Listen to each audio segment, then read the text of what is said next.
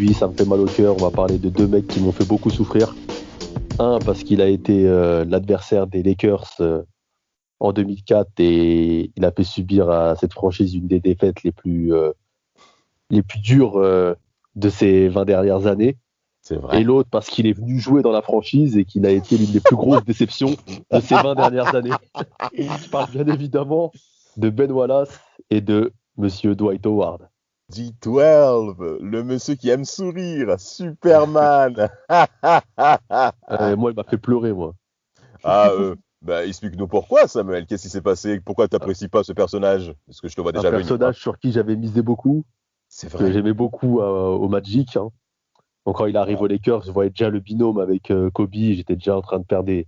Vous savez, il y avait les fameuses photos de bandeurs là, avec Nash, Howard, Gasol. Kobe, Gasol, etc. Là, le mec, il est arrivé, il était claqué avec ses t-shirts sous ses maillots là. Ça Et ouf, aucun putain, il flow. foutait la haine, il avait aucun flow. T'as dit putain. Aucun flow. Kobe le détestait. Non, c'était incroyable cette année, franchement. Et t'as dit. Il m'a déçu à partir de ce jour-là. J'ai été haineux, mais bon, quand il est revenu là, la deuxième fois, il a gagné, il s'est rattrapé. Ouais, il y a encore. Hein. Ouais, Non, voilà, il a été bon, il a été bon. Non, il a été bon. 2019, Il a été bon dans son 2020, rôle. Il a été bon dans ce rôle. En tout cas, par rapport à Dwight Howard, au début, il n'était pas présagé pour faire la carrière qu'on voit actuellement quand même, Mapenda. bien sûr. Je suis pas trop d'accord avec toi, Damas. Hein. À quel niveau? Je t'en prie. Parce que quand même, Howard, tu parles de Dwight. Ouais, Dwight, bien sûr. Déjà, il fait partie des 3 seuls joueurs qui sont passés directement du lycée à numéro 1 de draft. Tout à fait. Donc ça veut dire que quand même, quand il se fait drafter, on attend quand même qu'il fasse au moins une bonne carrière. Je te parle pas de devenir une superstar, mais c'est le minimum quand même.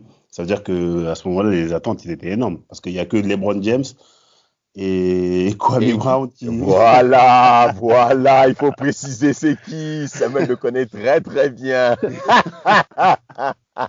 Un gugus, on appelle ça. T'as dit gugus. Un gugus. Et ces 3 mecs ont joué où? Aux Lakers en plus. Oh là là là. Super le choix de Kwame Brown. Hein. Bon, c'est Michael Jordan. On reviendra bien entendu sur Kwame Brown avec Samuel, très cher auditeur et auditrice. Croyez-moi, vous allez vous régaler concernant Kwame Brown. Mais avant ça, c'est d'abord Dwight Howard. Tu peux nous en dire un mot, Mapenda? Dwight, c'est un mec qui grandit, je crois qu'il grandit à Atlanta. Ouais. Il est, on va passer direct. Il est passé, comme je t'ai dit tout à l'heure, sur de la case lycée à premier choix de draft. Il fait partie au lycée des meilleurs joueurs. Il totalise 16 points, 13 rebonds, 6,3 contre par match.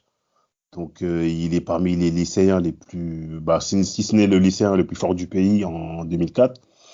Donc il se fait drafter par Orlando en première position. Donc là, Orlando, à ce moment-là, il tourne un peu la page Grant Hill et Tracy McGrady qui... Une page qui était déjà bien déchirée. Hein. Ouais, c'était bien déchiré. Oh, voilà, tu vas encore rajouter ta merde là. Hein. Les blessures. Elle était sombre. Elle était sombre, la page, elle était brûlée un peu.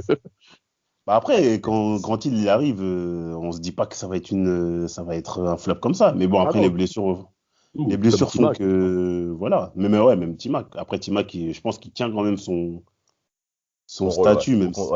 Ouais. Donc voilà, il arrive donc dans une franchise qui tourne une page qui n'est pas très glorieuse, où les espoirs qu'il y avait ne se sont pas concrétisés.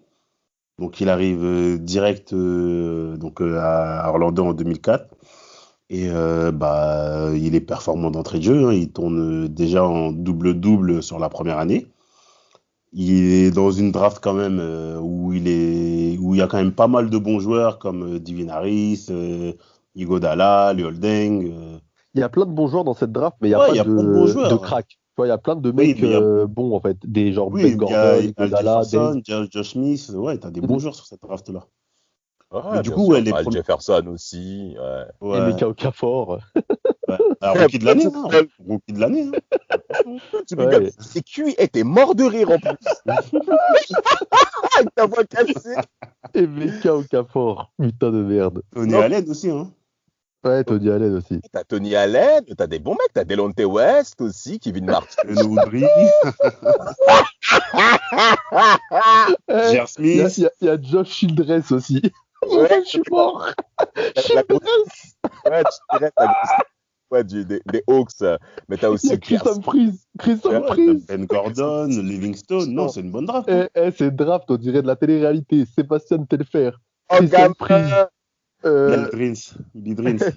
Il y a Ben Gordon. Emeka Okafor. Non, tu peux faire un truc lourd. Sur une île, Ah, tout ça. Oh, t'es un gamin! Ah, putain, il y a Kevin Martin aussi. Il n'y a pas Kevin Martin. Bien sûr qu'il y a Kevin Martin. Si, il y a Kevin Martin aussi Baradjayo. dedans. Après, il y a Baradjayo aussi. Ouais, Barré Jao, Ah, qui est putain. présent. Non, Non, moi, je trouve que c'est une draft plus que correcte. Hein. Ah, c'est une draft, je veux la voir J.R. sur Netflix. Smith, ouais. Netflix, t'as dit? Ouais, T'as sur dit Netflix, sur une île, genre tu les mets, genre les anciennes vedettes, tu vois ou pas. Mais même au deuxième tour, t'as Trevor Ariza. Ouais, Trevor Ariza, ouais. Ah, là, tu te calmes, hein, parce que c'est un mec. Il y a un Coréen au deuxième tour. Devine, il est drafté par qui? Les Oh, Blazers. Oh, Il s'appelle Ha Sung-jin. Ha Sung-jin. ah là là là là, t'es un gamin. Non, concrètement, ça Et le pire, c'est qu'il a joué avec les Pacers. Ça, le pire. Avec les Pacers, je veux dire, il a joué. Il a joué, genre. Non, mais Beno Udrih aussi, tu as des joueurs de devoir dans cette draft 2004. Et tu as Josh Smith aussi, bien sûr, hein, du côté des Hawks Atlanta, hein, l'homme qui aime dunker. Et le cousin de Stéphane Marbury, Sébastien Telfair aussi, vous vous souvenez? Ouais, ça, ouais, ce mec-là. Moi, c'est Childress, en tout cas, c'est le jackpot. Mais continuons sur Dwight. Dwight, vas-y, Mapenda, t'es déter là. Bah, les premières années de Dwight, disons que de 2004 pardon, à 2000, enfin les 2 premières années, c'est pas folichon, même si lui à titre individuel il est bon, Oui. mais à chaque fois ça suffit pas pour gagner les playoffs. Mais c'est vraiment constante à chaque fois. Ouais, voilà, t'as une progression constante. Et à partir de 2007, en fait, il recrute Rashard Lewis et son contrat que je comprends toujours pas jusqu'à aujourd'hui. Et là, à partir de cette saison-là, bah, ils font une très bonne saison régulière. Ils finissent 3e avec un bilan de 52 victoires, 3 défaites. Mais malheureusement, ils sont éliminés au deuxième tour par les Détroits ça sera l'une des dernières bonnes campagnes de Détroit, en fait. Donc voilà le début de Dwight. Mais à titre individuel, il est vraiment très bon, je trouve. Ouais, il monte en puissance en effet, il prend ses marques en NBA. Et en parlant de Détroit, on peut faire rapidement le crochet sur notre briscard Big Ben Wallace, une figure des années 2000. Samuel, bon, comme tu avais bien commencé avec en parlant des Pistons et leur victoire en 2004, tu peux déjà commencer à embrayer sur Ben Wallace et son début de carrière. Ben Wallace, début de carrière, si je dis pas de bêtises, il n'est pas drafté. Ça commence à la base, donc il joue à l'université, mais bon, le mec est pivot, il n'est pas très grande taille. Et, même il joue en 2e division. Hein. Ouais, 2e division en université, donc il passe un peu inaperçu. C'est ça. Il signe par concours, j'ai envie de dire concours de circonstances, agent libre aux Bullets de Washington à l'époque, hein, donc ils vont devenir les Wizards pour les plus jeunes. Tout à fait. Et donc, il tourne quand même à 1 point de moyenne, 1,5 rebond durant la première saison. Donc, tu te dis pas que le mec va finir par décoller. Et petit à petit, il fait ses stats, il progresse. 2e saison, il tourne à 3,1 points. Et à la fin de ces 3 saisons quand même au Wizards, le mec, il a j'ai envie de dire, il a triplé, quadruplé ses statistiques personnelles en passant quand même de 1 point, 1,5 rebond à 6 points, 8 rebonds et 2 comptes par match. Beaucoup. C'est ça, donc c'est une performance incroyable pour un mec qui n'était pas attendu à ce niveau-là, et du coup, ça devient un mec intéressant et un gars sur qui on se dit qu'il y a peut-être moyen de l'avoir en sortie de banc, notamment pour amener un côté dynamique en défense et du punch. Et du coup, il signe à Orlando en 2000. Et c'est bien de parler de ça par rapport à Washington qui lui a fait confiance. Ça s'est joué à rien. Hein. Ça s'est joué vraiment à rien par rapport à cette signature en tant qu'agent libre du côté des Bullets. En effet, à cette progression, comme vous l'avez bien dit. Et c'est surtout lors de la 3e saison où Ben Wallace commence à faire des moyennes intéressantes, notamment au niveau des rebonds, parce qu'il va clairement se positionner comme étant un joueur hargneux, un joueur besogneux, un joueur très dur. avec notamment déjà au contre, où il est pratiquement à 2 comptes de moyenne en 27 minutes de jeu. C'est tout simplement exceptionnel. Cette saison 98-99 de Ben Wallace, il est à 1,96 contre. Donc ça veut dire, ça c'est important qu'on puisse signaler ça à nos néophytes du basket, c'est que quand vous voyez un joueur mettre en moyenne 1,5 contre, 2 comptes de moyenne, ça veut dire qu'il y a d'autres actions où il est également très dissuasif aussi. C'est pas comptabilisé comme un compte, mais c'est une présence défensive importante et une franchise va rapidement se positionner par rapport à ça. C'est le Magic, Mapenda. Qu'est-ce que tu en penses avec Doc Rivers Ouais, bah du coup, sur la saison 99-2000, il est tradé du coup à Orlando. C'est ça. Donc après, il faut savoir qu'Orlando, bah, ils sont toujours pas remis du départ de Shaq Non. et des blessures de Penny Hardaway. Donc il arrive dans une équipe vraiment qui fait partie à ce moment-là d'une des équipes les plus faibles de la ligue. Mais bon, après, sur cette saison-là, ils jouent quand même les 82 matchs. Ils vont pas faire les playoffs, mais ils sont pas loin. Ils sont quand même à 41 victoires. Mais comme tu as dit, il se positionne clairement comme un joueur qui... En fait, quand tu n'es pas drafté, c'est que tu n'as pas certaines qualités déjà offensives. Donc lui, ça sera le cas. Et donc, il va clairement se positionner sur, comme tu as dit, sur la dissuasion, sur les contres, sur la défense et toutes les petites actions, comme tu as dit, qu'on ne voit pas sur une feuille de match. Mais ça, les coachs NBA, ils savent le voir. Ah, exactement. Et donc, du coup, là, il arrive à sa 4e, il entame ça, il fait une 4e année. Et là, il a un rôle important dans une équipe qui n'a pas non plus un bilan dégueulasse, mais où, comme j'ai dit, il joue les 82 matchs en tant que titulaire. Et c'est le meilleur rebondeur de l'équipe, du coup, à ce moment-là. C'est un profil un peu à la Dennis Rodman, dans le sens où c'est un pivot qui est très petite taille et qui, du coup, se fait remarquer par son activité au rebond, au contre et par son volume de jeu. Et au final, ils ont un côté aussi très charismatique, tu vois. Genre Ben Wallace, je me rappelle que Ben Wallace, quand t'étais petit, tu vois, c'était le genre de mec que tu kiffais parce qu'il avait de la présence. Tu vois, il avait son afro, il avait un style, il avait le flow, il avait un truc. Et Dennis Rodman, c'est pareil, tu vois, c'était des mecs, quand tu les vois, ils t'impressionnent, ils ont quelque chose, tu vois, c'est des mecs qui ont de l'attitude. Donc, je pense que ça joue aussi sur le côté, tu vois, dissuasion.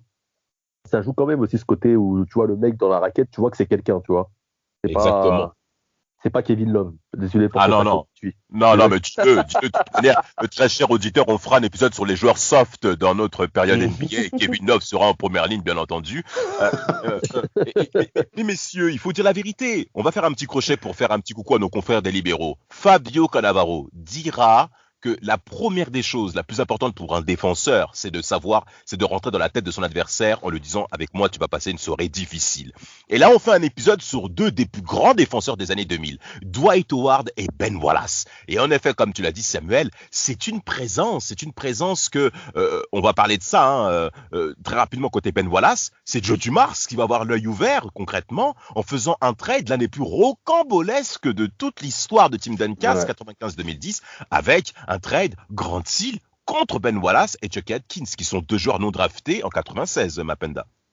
Ouais, c'est ça. Et en plus, moi, je me rappelle très bien de ce trade-là. On s'est dit, mais qu'est-ce qu'ils sont en train de faire, en fait, là? Grant Hill, même si... Bon, je pense qu'à ce moment-là, il n'est pas encore trop touché par ça reste quand même un gros joueur. Et l'échanger contre un bon pivot, mais qui est juste bon défensivement pour l'instant, on se dit, mais qu'est-ce qu'ils sont en train de faire? Et au final, c'est pas ça le pire, en plus, Mapenda. Parce que c'est qu'à la base, Grant Hill, en fait, c'est qu'il a tellement une énorme masse salariale, tu sais, qu'il peut signer libre, en fait. Ouais, bah oui. Il faut signer une trade. Et en fait, c'est Joe Dumars, ils sont obligés d'inclure un mec Orlando pour récupérer Grant Hill qui veulent se débarrasser des points. Bien sûr. Et du coup, il dit, bon, bah allez, mets-nous dans la sauce. Ben Wallace, il vaut que dalle. Et du coup, Orlando, ils se disent, on va mettre la pipe du siècle, nous. On récupère Grant Hill, on leur balance Ben Wallace. Donc c'est ça qui est drôle. Ouais, ça c'est ouf.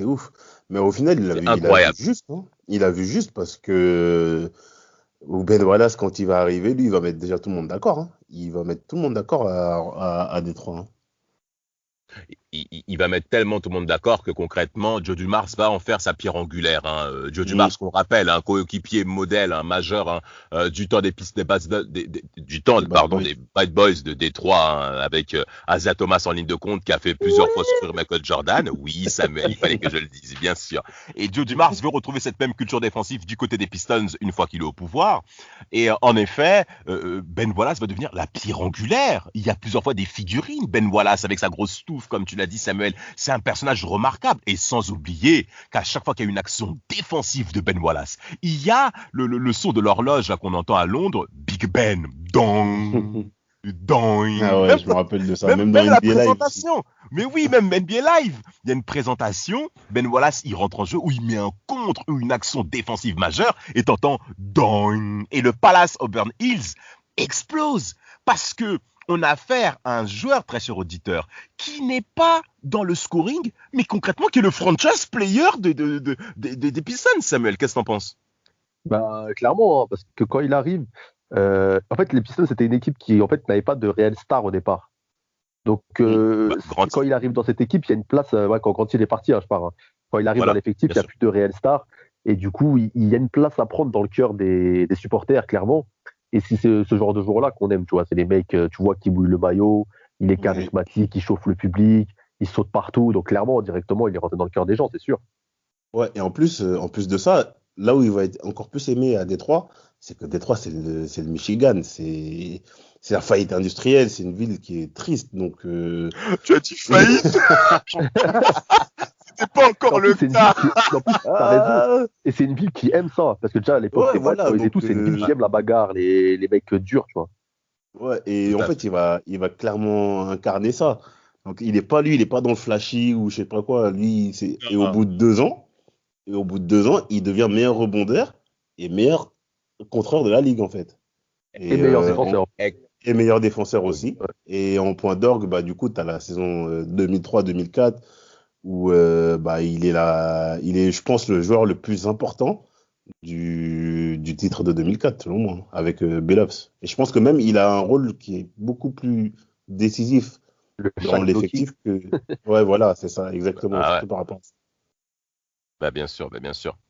En parlant de joueurs emblématiques du côté de Ben Wallace avec Détroit, on peut faire un crochet bien entendu du côté de D12 avec Dwight Howard qui va devenir en effet la pierre angulaire de son côté du côté du Magic. Là, on va entrer aussi dans les années playoff pour Dwight Howard. On a vu qu'il avait monté en progression.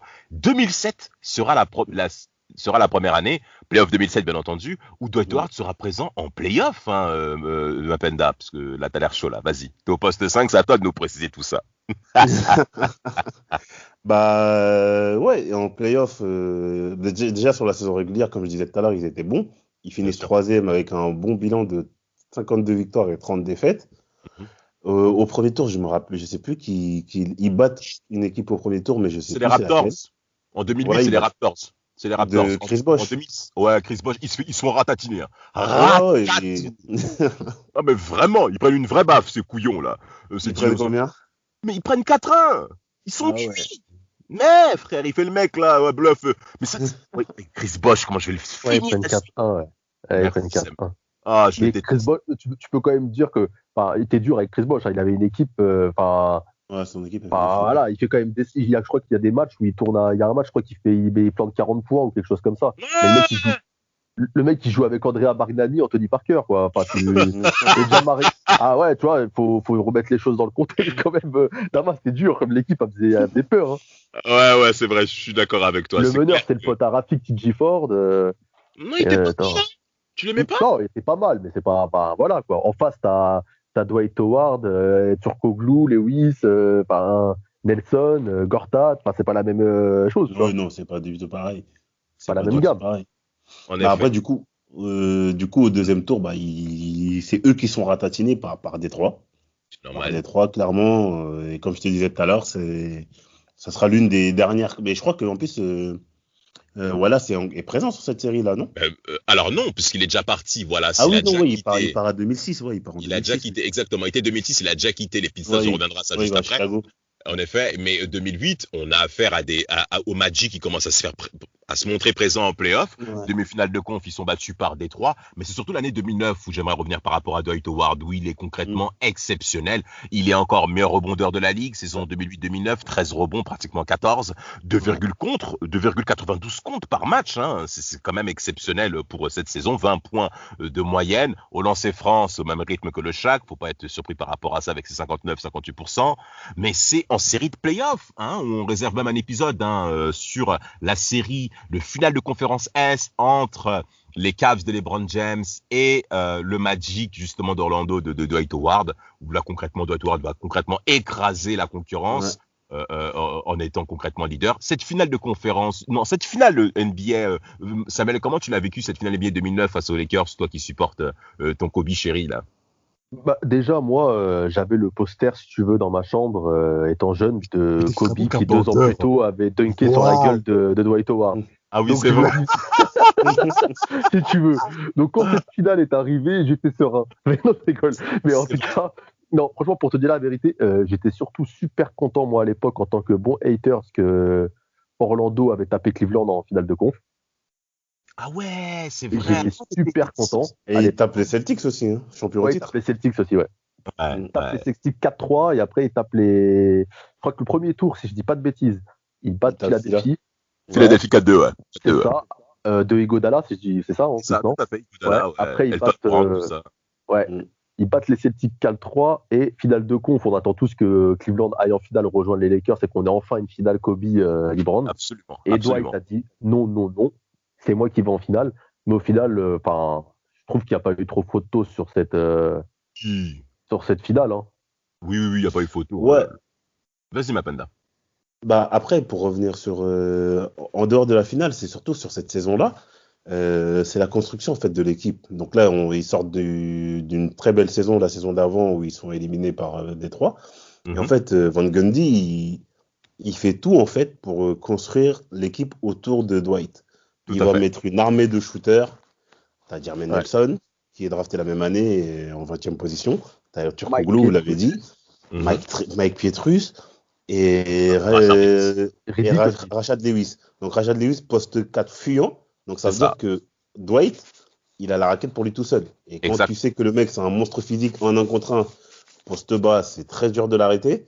Bah, Van Gundy, en fait, il a tout fait pour capitaliser sur Dwight. Et au final, il se trompe pas. Parce que quand tu arrives à sortir le champion en titre en 7 matchs, parce que les Celtics, pour les sortir à ce moment-là... Non, il fallait y aller. Hein. Ouais, c'était chaud. Il y avait l'absence de Kevin Garnett qui a coûté cher côté Celtics aussi, mais Glenn Davis, si, c'était compliqué. Hein. Oui, mais bon, t'as quand même Paul Pierce, t'as Ray Allen, t'as Perkins, t'as Rondo, donc... Et puis même, c'est le champion en titre. C'est jamais tu te dis que... À ce moment-là, moi, je voyais pas Orlando taper les Celtics. Hein. Et il fait des perfs, hein. Même contre Cleveland, je crois que contre Cleveland, le Game 6, il met 40 points, 14 rebonds. On aura le temps de revenir là-dessus, 40 Samuel. points, 14 rebonds, mon pote. Ne t'inquiète pas. Et déjà l'année d'avant, contre les Raptors, il avait mis 21 points, 21 rebonds. T'as vu que c'est des perfs quand même que... Faut aussi qu'on parle, tu vois, de mec défensif, mais c'était un mec quand il était plus jeune, parce que sur la fin, il va vraiment se contenter vraiment de que défendre. Mais quand il était à son prime, c'était un bon scoreur aussi, hein, Dwight. Hein. Ouais, c'était un super scoreur. Et puis même... Franchement, je pense que dans l'esprit des supporters d'Orlando et des GM, ils voyaient en lui le successeur de Shaq en fait au niveau des résultats, parce que depuis Shaq, ils ont pas goûté au final NBA. Et là, sur leur deuxième participation en playoff, ils arrivent à aller en finale en tapant quand même, comme on l'a dit. Slam Dunk Contest. Troisième. Ouais, le Slam Dunk Contest avec sa cape de Superman aussi. Exactement. On a trop aimé d'ailleurs. Et merci Samuel, merci de rajouter ça, parce que dans l'imaginaire des gens, en effet, vous avez bien dit ça, messieurs, en positionnant Dwight Howard comme étant le successeur de Shaq dans le cœur des Floridiens du Magic. Et cette victoire au Slam Dunk Contest 2008 face à Gerald Green. Nate Robinson, pardon. Ça va jouer, ça va être très très fort pour Shaq, qui va concrètement se sentir, comme d'habitude, un peu stigmatisé. Il aime pas quand quelqu'un vient sur ses plateformes. On commence déjà à critiquer Dwight Howard parce qu'il sourit beaucoup, mais ça n'empêche pas d'être performant. Et par contre, ce qui est important à signaler, c'est que Dwight Howard gagne 3 titres de meilleur défenseur de la ligue. 2009, 2010, 2011. Tout comme Ben Wallace, qui lui va en gagner 4 comme Dikembe Mutombo. On a 8 matchs en double-double, 20 points, 20 rebonds aussi. Hein. Ah, mais Shaq, en plus, on n'a pas vu ça. Non, mais depuis Shaquille O'Neal, on a affaire à 2 gros bonhommes au niveau du rebond. Dwight Howard, Ben Wallace, pour vous donner des chiffres. Saison 2000-2001, 13 rebonds de moyenne. 2001-2002, 13 rebonds. Saison 2002-2003, 15 rebonds de moyenne. 15 rebonds pour un mec qui lui-même se considère comme étant en dessous de 2m6 avec 3,15 rebonds. Bloc, c'est extraordinaire. Mapenda? Surtout plus qu'il avouera à la fin de sa carrière qu'en fait, il faisait pas 2m6, mais 2m2, je crois. Oui, c'est les chaussures. On connaît. Ouais, avec les chaussures, il gagne 3-4 cm, mais ça c'est pour vendre des maillots, ça j'avais vu. Oui, pas à côté marketing, parce que pareil, Durant lui ment sur son âge, sur sa taille, dans le sens inverse, ce con. Merci, n'importe quoi, comme d'habitude, toujours. Enfin bref, Durant, on s'en occupera, très cher internaute. Je serai là pour le défendre. Qu'en fait, pour jouer ailier, en fait, il y avait certains standards et qu'il était trop grand pour être un ailier, il mentait sur sa taille parce qu'il voulait pas qu'on lui fasse jouer ailier fort en quelque sorte. Vieille merde, parce qu'il savait qu'il allait se faire frapper par les Carlos Boozer. Quel haineuse de Durant celui-là. Revenons sur nos deux big men stop défensifs justement. Alors, la saison, comme tu l'as dit, Mapenda, par rapport à Ben Wallace, on fait la transit, saison 2003-2004, exceptionnelle, où concrètement, selon toi, pardon, pourquoi tu parles de Rafik? Monsieur Statistique. Oh, laissez le trafic tranquille. Game 5 face à Shaquille O'Neal, Monsieur Ben Wallace prend 22 rebonds, 18 points. Oh, merci, bravo.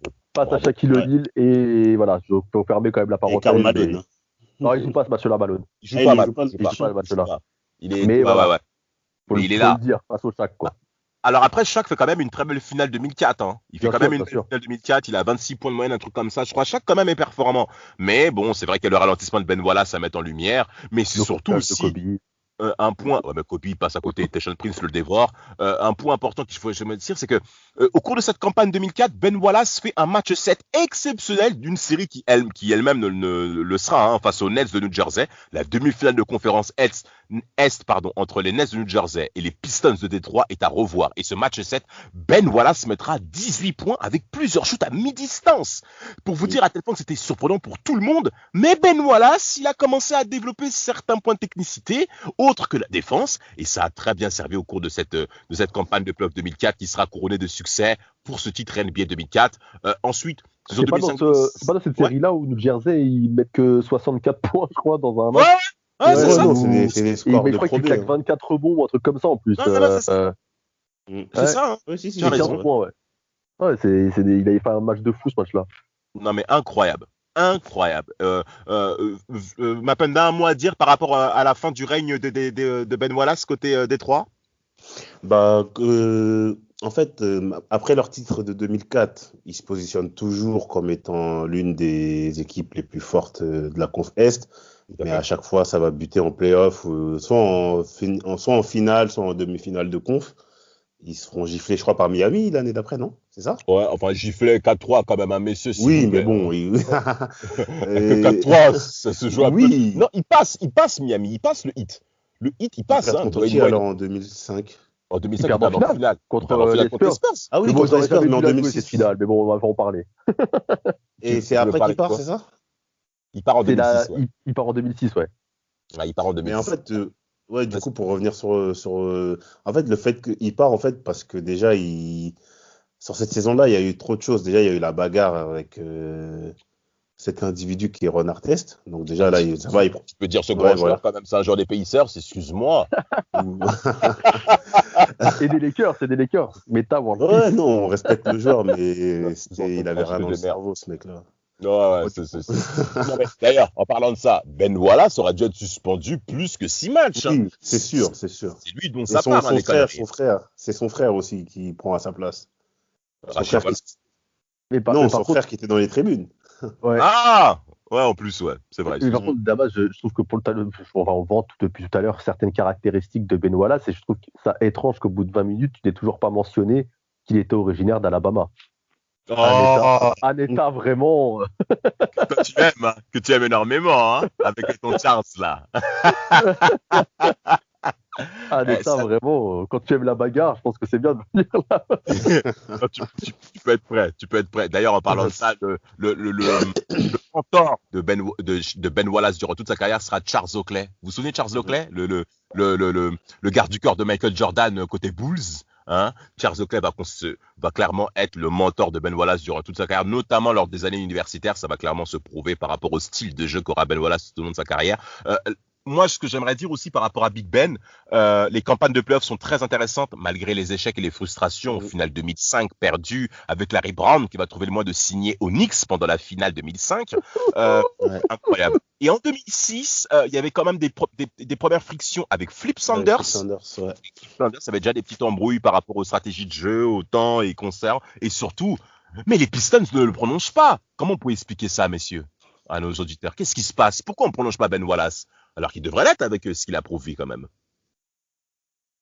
Je pense que c'est un peu un déni de sale gueule, peut-être. Tu vois, genre, c'est un peu. En fait, il est pas accepté à sa juste valeur. On pense que c'est un bon défenseur, un mec de complément, mais que sans lui, on arrivera à faire tout aussi bien en trouvant un autre mec dans le même profil. Sauf qu'au final, ils vont prendre Chris Webber et ça va pas se passer pareil. Non, pas du tout, pas du tout. Mapenda? Bah, je pense qu'il y a ça. Et comme tu as dit aussi, c'est surtout les tensions avec Phil Sanders et à son âme qui vont faire qu'en fait, lui, il décide de partir. En Donc, plus, du il va coup, à Chicago, après. hein, c'est pas mal passé ça. Comment? Il va à Chicago, c'est mal passé ça, Mapenda. Oui, c'est sûr que ça se passe mal, mais non, mais là, on parle de son. Non, Pourquoi il non, prolonge pas à Détroit? je te dis que le fait qu'il soit parti à Chicago, c'est mal passé aussi pour les Oui, supporters. oui, bah oui, c'est sûr. Chicago, c'est Ouais, l'ennemi. tout à C'est fait, l'ennemi tout à juré. fait. C'est l'ennemi juré. Donc ça aussi, ouais, ça va prendre en compte.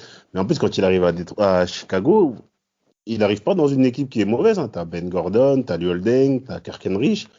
Et donc là, on se dit que il va encore arriver dans une équipe qui va aller en playoff, et ça va être le cas. Et même si ces statistiques sont un petit peu en baisse, mais je pense que ça, c'est dû au profil, enfin au style de jeu des Bulls qui sont beaucoup moins défensifs que Détroit. Ils vont Bien quand sûr. même aller jusqu'en playoff et ils vont gifler, là tu vas être d'accord avec moi, Damas, ils Ah vont oui. gifler quand même les champions en titre. Et de Première loin, hein. équipe champion en titre Ah à se ouais. faire sortir au premier tour. Non, mais de quelle manière 4-0, Samuel, quand Ah même, hein. oui. C'est Mm. beaucoup 4-0, hein. Vraiment, le Heat Ouais. était clairement fatigué. Stan Van Gundy va en effet en plus être viré au cours de la saison. Enfin bref, c'est pour vous dire à tel point qu'il fallait tourner la page. C'était clairement saison 2006. On reviendra aussi, très cher auditeur, sur cette fabuleuse saison du Heat 2006 de Dwayne Wade en première page. Alors, côté Ben Attends, Wallace, mon costume. hein? Je veux mon costume de bandeur là, attends. Non, bah là, tu peux le mettre, hein. Là, tu peux vraiment t'amuser. Ne t'inquiète pas, Samuel, tu as carte blanche. Euh, Par rapport, en plus, par rapport à ça, pour terminer avec Ben Wallace, c'est qu'il sera aussi transféré du côté de Cleveland, hein, qui avait besoin de renforcement du côté de la peinture. Il fera aussi une très belle demi-finale de conférence face à Kevin Garnett, avec les Celtics aussi, qui seront donc éliminés 4-3 par le Big Three des 7 avec un fabuleux duel Paul Pierce et LeBron James. Et la Mais, défense excuse-moi de te couper, la non, je t'en défense sur prie. cette série-là de Ben Wallace sur Kevin Garnett, elle est ouf. Hein. Ah, vraiment, magnifique, hein. Ouais. Ouais, Magnifique franchement, prestation. il défend super, super bien sur Ah, lui. Hein. ah ouais, ouais, ouais, Et en surtout que, plus, il a pas peur du trash talking mais de Kevin Garnett. et c'est des mecs de la vieille école, hein. Kevin Mm. Garnett, il sait à qui il a affaire, hein. Quand t'as affaire à des mecs comme ça dans la... Bah, attendez, on parle d'un mec qui a été 4 fois meilleur défenseur de la ligue, quand même. Il a Oui, contré c'est sûr. pratiquement tout le monde. Qui n'a pas subi les comptes de Ben Wallace? Franchement, c'est difficile à trouver. Eh ben, messieurs, là, j'aimerais qu'on rentre dans une période. Le dernier chapitre de notre podcast, c'est sur on va dire, le Dwight Mayer. On a parlé du mélodrama. Là, c'est le Dwight Mayer avec Dwight Howard. Qu'est-ce qui se passe du côté du Magic? Qu'est-ce qui se passe avec Dwight Howard, Samuel? Il faut que tu nous en parles. Bah, déjà, il y a la grosse erreur du côté du Magic d'avoir changé son effectif pour ramener Vince Carter. Ouais. Pour en parler quand même Et Nick Anderson aussi. de cette erreur, ouais, Nick Anderson aussi. Donc ils se séparent, si je dis, c'est Turkoglu qui part, hein. Été Ouais, c'est 2009, ça. exactement, Ouais. on est été 2009. Turkoglu qui s'en va, on fait venir Vince Carter. Au final, la mayonnaise n'apprend jamais. Vince Carter met son costume de mouilleuse des grands rendez-vous en playoff. Et du coup, ça. Ah, bah c'est un beau costume hein, qu'il avait, hein, il l'aimait beaucoup, je pense. Ouais. Et du coup, ça passe pas. Dwight, au final, niveau stats, en 2010, il est toujours bon, hein. Ils vont quand même jusqu'en finale de conférence. Bon, ils perdent contre les Celtics. Il est élu meilleur défenseur de la ligue. D'un point de vue individuel, ils font un peu moins bien parce qu'ils font finale de conf au lieu de finale NBA, donc c'est un échec. Bien sûr. Mais lui, il a rien à se reprocher en soi dans son rôle. Il a fait ce qu'il avait à faire, tu vois. Après 2010-2011, il est dans la course au titre MVP. Oui. Il fait une saison, je crois, où il met sur la 22 points. ouais, 22 points. Et après, sur la série, il se fait éliminer par les Hawks. Il tourne à 27 points, 15 rebonds. Mais c'est Ouais. collectivement, en fait, où ça suit plus. Et je pense qu'il arrive à un point où il veut aller chercher bonheur ailleurs. Il est champion olympique. Il y a une porte qui s'ouvre du côté des laits. Il voit les étoiles, les paillettes, comme tu dis, Damas. Tout à fait. Et il se dit, on y va, Il suit la voie de Shaq, j'ai envie de dire. Il passe d'Orlando aux Lakers. Ouais. Et c'est un peu le même parcours d'ailleurs, hein. Une finale NBA perdue, ensuite c'est une finale de C'est ça. conf qui tourne mal, ensuite un échec en playoff, l'effectif qui suit moins et il va aux Lakers, un copier-coller. Mapenda, t'as un mot à dire par rapport au mélodrama des mélodramas, Au pardon. Dwight Mayer. Dwight Mayer. Bah franchement, tu vois, moi cette période-là, Dwight Howard, c'était l'un de mes joueurs préférés, tu vois. Je savais que t'allais craquer. Non, franchement, je kiffais trop le All-Star Game, enfin tout ce qu'on a dit là, Superman et tout. Mais je trouve que là sur 2010-2011, il fait vraiment la diva. Déjà, il y a une interview, mais l'interview, elle est ouf. Où il demande en direct au GM de virer le coach en interview d'après-match. Je sais pas si vous vous rendez compte, en fait, c'est un truc de fou. Et puis, il va faire la diva. Il va faire la diva tout au long de l'année. Il va tenir son rôle au niveau statistique, mais dans sa tête, il n'y est plus du tout. Il fout la merde dans les vestiaires. Il va en venir pratiquement aux mains avec Jermaine Nelson, alors que c'était des meilleurs potes, vraiment. Ouais, c'était son gars sûr pendant toutes les campagnes précédentes. Bien sûr. Donc, en fait, il part. Et puis, après, du côté du Magic, en fait, je pense qu'ils se sont dit que si on perd Dwight, on est reparti pour des années de galère. Donc, du coup, dans les deux camps, ils ne savaient pas trop comment se positionner. Donc, du coup, c'était un peu la guerre. Et après, Mapenda, je suis d'accord avec toi. Mais l'effectif en 2010-2011, les Magic font n'importe quoi. Ils ramènent Gilbert Arenas, Quentin Richardson. Ouais. Et en fait, ils voulaient que ça soit la merde dans le vestiaire, quoi. C'était ambiance cassos un peu. Hein. Oui, bah oui. Et en plus de ça, en fait, je pense que aussi Dwight n'accepte pas parce que de 2007 à peu près jusqu'à 2010, c'était le leader incontesté, tu vois, dans l'équipe. Et quand tu fais venir, oui, ce qui est normal. Mais quand tu commences à faire venir des mecs comme Vince Carter, Arenas, etc. Jason Richardson aussi. Jason Richardson, qui est quand même quelqu'un à ce moment-là encore. Bah, ces mecs-là, et aussi, ils vont vouloir tirer la couverture vers eux. Mais bref, tout ce truc-là fait que ça se passe hyper mal. Et du coup, bah, il s'en va aux Lakers avec Nash. Alors. Après, il faut quand même dire quelque chose. Faut quand même évoquer qu'avant cette histoire aux Lakers, il devait y avoir l'affaire avec Chris Paul et qu'on s'est retrouvé avec Steve Nash. Je ne le dire pas. J'en parlerai quand même toujours toute ma vie s'il le faut. On nous a privé de Chris Paul aux Lakers. Pourquoi tu ramènes tout à tes Lakers? Mais par contre, faut dire un truc, parce que c'est bien que Wapenda, il en parle, là, qu'il est parti parce qu'il n'acceptait pas d'avoir de nouvelles stars dans l'équipe. Damas, il s'est quand même plaint, Dwight Howard, aux Lakers, d'être option numéro 2 derrière Kobe. Mais justement, c'est même bien que tu parles de ça. Mais ça, c'est un truc de fou, ça. Non, mais c'est même bien que vous parlez de ça. J'aimerais signaler certains points par rapport à Dwight Howard, parce que ce n'est pas que sur le terrain que ça se joue. Déjà, il donne une interview très intéressante à Sport Illustrated et il dit vous ne pouvez pas être performant sur le terrain quand en dehors ce n'est pas le cas. Et en effet, moi j'ai certaines anecdotes à mentionner ici, très chers auditeurs et auditrices, pour que vous puissiez bien écouter cela. Dwight Howard, c'est un homme qui a 5 enfants avec 5 femmes différentes. Je répète, 5 enfants avec 5 femmes différentes. Comment voulez-vous être efficace dans ce genre de situation, dans ce genre de contexte, dans ce genre de contexte, faut le dire. Bon, déjà, hein, on connaît le monde des rappeurs là-bas, hein, tous ces gens-là. on va éviter de rentrer dans les détails. Alors, il a aussi été arnaqué par des amis au niveau financier, évidemment. Hein, quand on a affaire à Dwight Howard, donc a forcément des opportunités. Beaucoup sont venus lui tendre la main. Ils ont bien mangé. Il ne parle plus à ses parents pendant plus de 2 ans. Donc, aucune relation parentale pendant plus de 2 ans, Dwight Howard. Il dira que moi, quand j'ai commencé à être connu, les femmes, elles venaient à vous comme des petits pains. Donc moi, j'en ai profité comme un espèce de bonbon que vous mangez dans un placard. Donc imaginez ce qui se passe dans des situations intimes. Concrètement, Dwight Howard va être muselé par le monde de stars. Alors c'est vrai, plusieurs GM diront que Dwight Howard est le deuxième joueur que vous prenez quand vous voulez reconstruire une équipe après LeBron James. C'est-à-dire, il se place devant Dwayne Wade, devant Chris Paul, devant Melo, devant Chris Bosh. C'est-à-dire la génération des années 80, après années 84-85, c'est Dwight Howard qui est en deuxième place après LeBron James. Et il va clairement le prouver au cours de la saison 2007-2010. Arrivé 2011, ça se passe pas très bien dans les vestiaires. Il dit clairement auprès du GM du Magic, je veux partir. Il y a l'interview, comme tu l'as parlé, Mapenda, qui est assez scandaleux. Et maintenant, aux Lakers, il arrive aux Lakers, il dit à son agent de l'époque qu'il voulait déjà jouer et faire acteur d'Hollywood. Son agent à l'époque lui dit, hey, Dwight, fais mollo, tu vas à Los Angeles, fais attention, concentre-toi sur le basket. Qu'est-ce qui se passe après? Il va le virer. Il va virer son agent dont j'ai oublié le nom, il va le mettre à la porte. Il arrive à Los Angeles, il se fait critiquer de partout. C'est-à-dire que Dwight Howard, on le critique parce que il sourit trop, il n'est pas assez dur, il s'entraîne pas comme Kobe, il n'est pas méchant comme Kobe. Et ben, il va essayer de rentrer dans ce modèle-là par rapport à ce qu'on nous dit. On a affaire à un joueur qui ne connaît pas son identité. Et moi, j'ai la haine contre ce connard, je te le dis, parce que je vais l'appeler ce connard. Parce qu'il faut savoir, hein, ça on le dit pas assez, les dernières années de Kobe ont été foirées à cause de ce connard. Faut le dire de lui et de Nash, avec ses blessures dans le dos. Kobe, il se pète la cheville parce que ces connards sont flingués et il fait du sur-régime toute la saison. Et au dernier match, il se pète la cheville. C'est de là que ça part. Après, il n'y a eu que des blessures à répétition parce qu'il est en sur-régime. Plutôt qu'être au repos et s'économiser pour les playoffs, ce qui aurait dû être le cas parce qu'ils avaient un gros effectif, il s'est mis à jouer meneur toute la saison. Faut quand même rappeler des matchs où il tourne à 15 passes D, Kobe. Il a joué meneur à la place de Nash.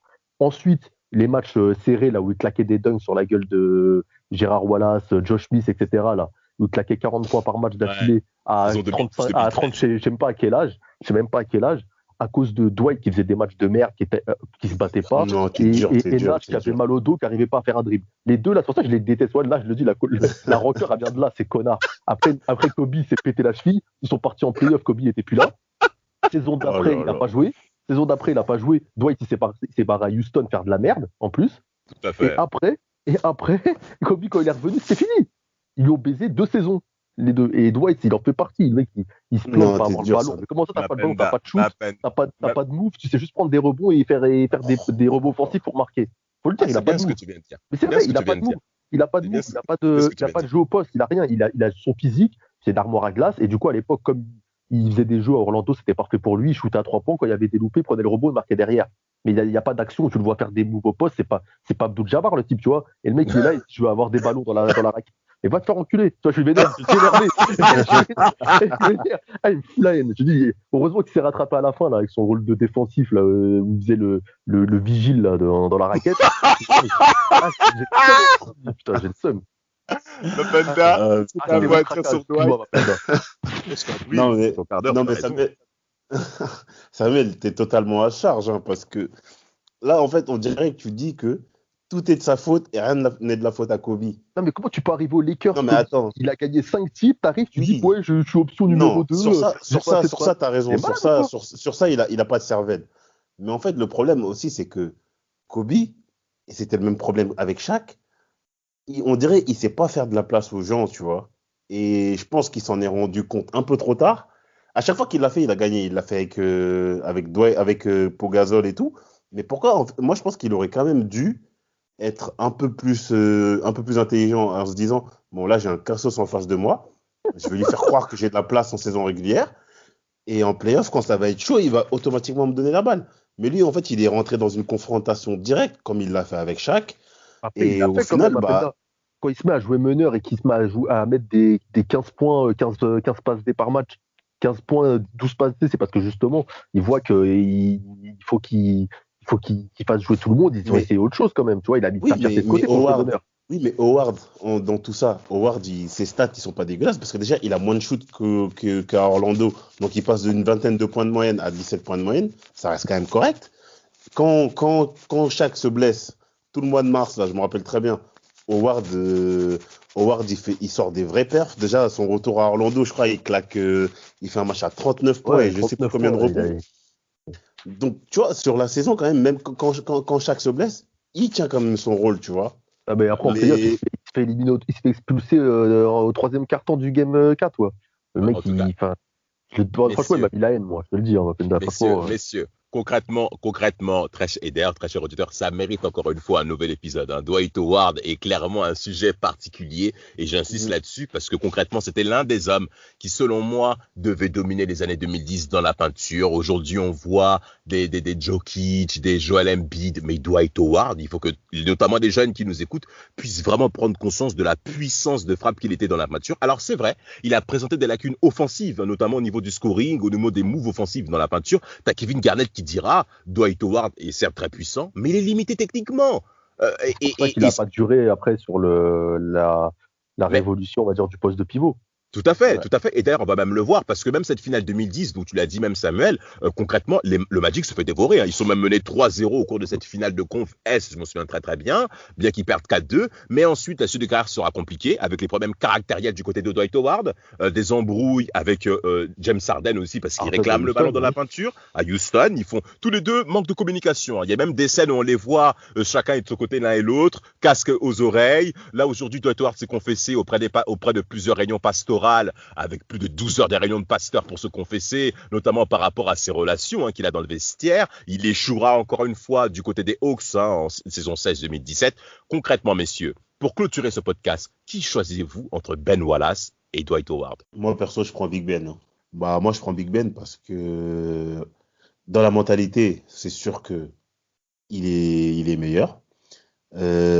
Au niveau défense, je pense que ça se vaut quand même, mais je donne quand même à Ben Wallace parce que malgré le déficit, un manque de taille, il arrive quand même à sortir, à se sublimer et à sortir des perfs incroyables en playoff contre des adversaires qui sont censés être beaucoup plus forts que lui, comme le Shaq par exemple. Bien sûr. Et pour construire une équipe, et que tu prends le caractère des deux mecs. Moi, je prends Ben Wallace tous les jours. Samuel? Moi, après avoir tiré sur Dwight, je tiens quand même à dire que le titre des Lakers 2019-2020, il a été performant dans son rôle défensif. Même physiquement, il était beaucoup moins gras et tout. Enfin, le mec, il est revenu à un niveau il a fait du taf. Militaire. Ouais. Et même cette année, 2020 à Fila, il est bon aussi, faut le dire. Tu vois, oui. Dans son nouveau rôle de dynamiseur de banc, je trouve qu'il est très fort. Et je pense qu'au final, pour construire une équipe, je ne le prends jamais lui, mais dans une équipe de complément comme ça, dans un poste où c'est plus lui la star de l'équipe, il montre qu'il est quand même très utile. Donc je reste, je sais pas, je pense que je prends Ben Wallace parce que j'ai pas envie de prendre Dwight Howard par rancune, mais il faut quand même rendre ses lettres de noblesse pour ces dernières saisons où il commence à racheter un peu son image. Tout à fait. Moi, je prendrais quand même Dwight Howard parce que l'espérance qu'il avait sur la carrière, sur l'image de l'NBA était quand même énorme. Il a prouvé au cours de ses 4 à 5 premières années, même de ses 7 premières années, avoir de clairement paire de pieds par rapport au monde impitoyable qu'est Los Angeles. Parce qu'en effet, à Los Angeles, il faut de la personnalité pour réussir. Kobe lui dira avec moi, c'est très dur de réussir, mais tu réussiras si tu travailles comme je travaille. Malheureusement, ça n'a pas été le cas jusqu'à ce que Kobe aille demander pardon à Shaquille O'Neal, après avoir vu Dwight Howard sur le terrain. Il a demandé pardon. Je dirais clairement que c'est un goût d'inachevé par rapport à Dwight Howard, mais potentiellement parlant, il était en effet au-dessus. Mais encore une fois, Ben Wallace montrera qu'il est véritablement le Big Ben.